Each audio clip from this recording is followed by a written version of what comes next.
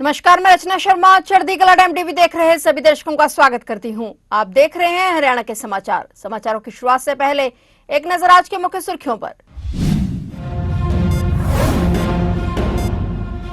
मुख्यमंत्री नायब सिंह का गांव मिर्जापुर माशरा में भव्य स्वागत। ग्रामवासियों ने फूलों की वर्षा कर किया जोरदार स्वागत। सीएम सैनी ने सभी को दी पर्वों की हार्दिक शुभकामनाएं।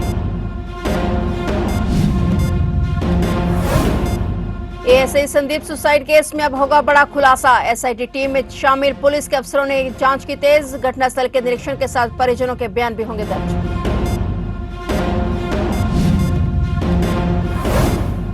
हरियाणा में नए जिलों के गठन की तैयारी। राज्य सरकार को 31 दिसंबर 2025 से पहले लेना होगा फैसला। अगला कदम मुख्यमंत्री की मंजूरी।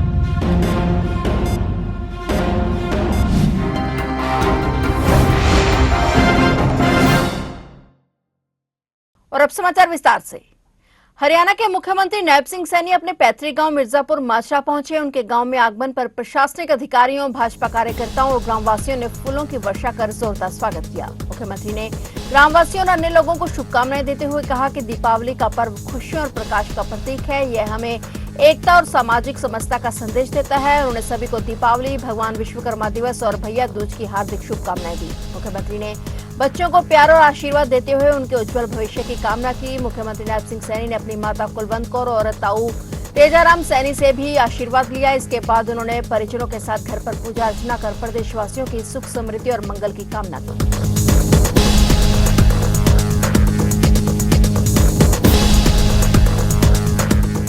एएसआई संदीप सुसाइड केस की जांच अब एसआईटी कर रही है। डीएसपी दिलीप सिंह के नेतृत्व में 3 सदस्यीय टीम का गठन किया गया है। टीम में डीएसपी दिलीप सिंह और एसएचओ सदस्य सुरेंद्र कुमार के साथ एक एसआई को भी शामिल किया गया है। टीम का गठन पुलिस विभाग के वरिष्ठ अफसरों के निर्देश पर किया गया है। एसआईटी टीम में शामिल पुलिस के अफसरों ने आज बुधवार से जांच शुरू कर दी है ताकि एएसआई संदीप के सुसाइड केस से पर्दा हटाया जा सके। एसआईटी की टीम घटनास्थल का निरीक्षण करने के साथ ही पीड़ित परिजनों के बयान भी दर्ज करेगी। वहीं रोहतक रेंज के आईजी रहे वाई पूर्ण कुमार के गवर्नर सुशील की गिरफ्तारी के वक्त एएसआई संदीप के साथ कौन कौन पुलिसकर्मी मौजूद रहे, उनसे भी पूछताछ की जाएगी ताकि जांच को आगे बढ़ाने के साथ ही पूरे मामले का खुलासा किया जा सके।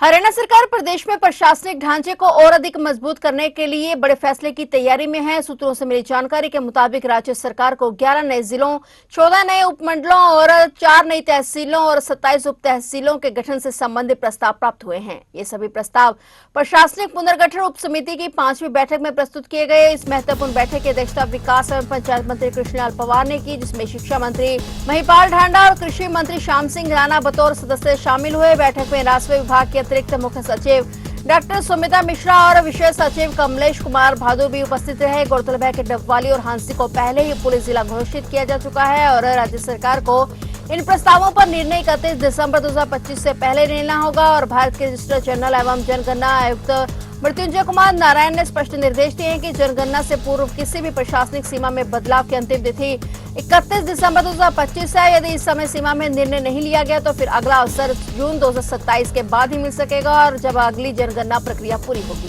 बैठक में लिए गए सभी प्रस्ताव अब मुख्यमंत्री नायब सिंह सैनी के अनुमोदन के लिए भेजे जाएंगे। यदि मुख्यमंत्री से मंजूरी मिलती है तो हरियाणा में जल्द ही बड़े प्रशासनिक बदलाव देखने को मिल सकते हैं।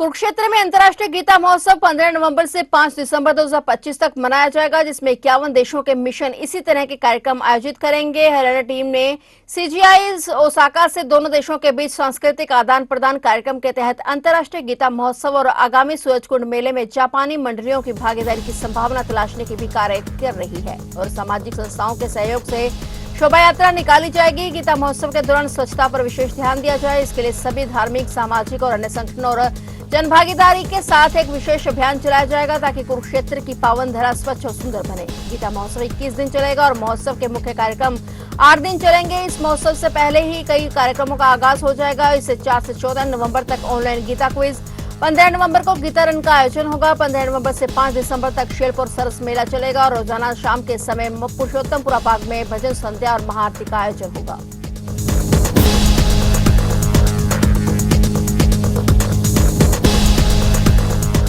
भारतीय किसान यूनियन चेडुनी ने प्रदेश में धान खरीद करने में घोटाले का आरोप लगाते हुए प्रधानमंत्री नरेंद्र मोदी के नाम खुला पत्र लिखा है। बाकायू राष्ट्रीय अध्यक्ष गुरनाम सिंह चेडुनी ने इस पत्र में धान खरीद में कट लगाने और दूसरे प्रदेशों से धान मंगवाकर गोलमाल करने के आरोप लगाए हैं और इस अनदेखी से लोगों में रोष बढ़ता जा रहा है। उन्होंने मामले की गंभीरता को देखते हुए जल्द प्रदेश सरकार और सर्वोच्च अधिकारियों से बातचीत करवाने की मांग की है। उन्होंने यह खुला पत्र मुख्यमंत्री, विपक्ष के नेता, संबंधित विभाग के मंत्री, सभी विपक्षी दलों के नेता, सभी उपायुक्त, खाद्य आपूर्ति विभाग के जिला अधिकारी और सभी मंडी अधिकारियों के लिए भी लिखा है। उन्होंने पत्र में लिखा कि प्रदेश में धान खरीद में कई सौ रुपए प्रति क्विंटल कट लगाया जा रहा है। खरीद एजेंसी मंडी से नदारद होती है और पूरी खरीद राइस मिलरों के इशारे पर चल रही है। राइस मिलरों और अधिकारियों ने ऐसी व्यवस्था खड़ी कर दी है कि एक ही राइस मिलर आड़ती से उठान करता है। उत्तर प्रदेश से भारी मात्रा में धान प्रदेश में पहुंच रहा है और इन ट्रकों के कागजातों में भी भारी हेरफेर नजर आ रहा है।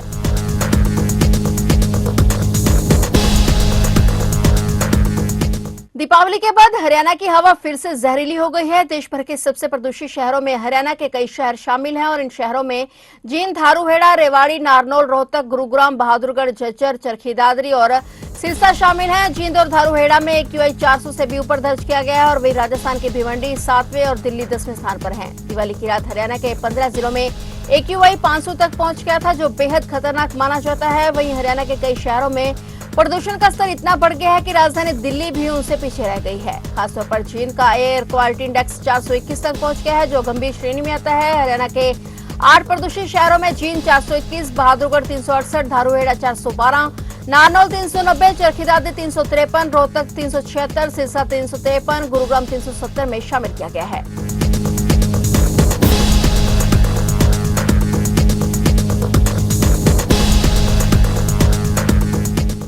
कुरुक्षेत्र के लाडवा में महिला की हत्या की खबर से सनसनी फैल गई। मृतक महिला की पहचान करीब 40 वर्षीय मुकेश के रूप में हुई है और महिला का कुछ दिनों पहले पति से तलाक हुआ था और वह अकेली रहने लगी थी, लेकिन उसके नाबालिग बेटे ने अपनी मां को कुल्हाड़ी से वार कर मौत के घाट उतार दिया। आरोपी ने वारदात को अंजाम दिया और उसके बाद फरार हो गया। पुलिस ने शव कब्जे में लेकर लोकनायक जयप्रकाश नागरिक अस्पताल के मॉर्चरी हाउस में रखवा दिया है, जहां आज उसका पोस्टमार्टम कराया जा रहा है। मृतक महिला की पहचान करीब 40 वर्षीय मुकेश के रूप में हुई है और वारदात के पीछे रहे कारणों का फिलहाल पुलिस खुलासा नहीं कर पाई है, लेकिन बताया जा रहा है कि महिला का कुछ दिन पहले पति से तलाक हुआ था और वह अकेले रहने लगी थी। आरोपी नाबालिग बेटा पिता के साथ ही रहता था, जबकि दूसरा बेटा विदेश गया हुआ है। फिलहाल हत्या के कारण स्पष्ट नहीं है, लेकिन पुलिस ने फरार हुए आरोपी की तलाश शुरू कर दी है।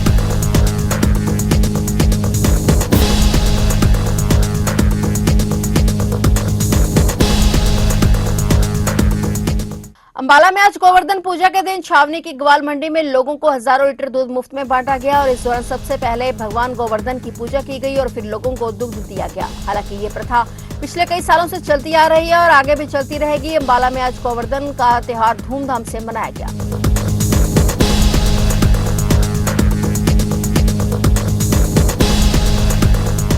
तो आप देख रहे थे हरियाणा के समाचार और नए समाचारों के साथ फिर से हाजिर होंगे। तब तक के लिए देखते रहिए चढ़ती कला टाइम टीवी।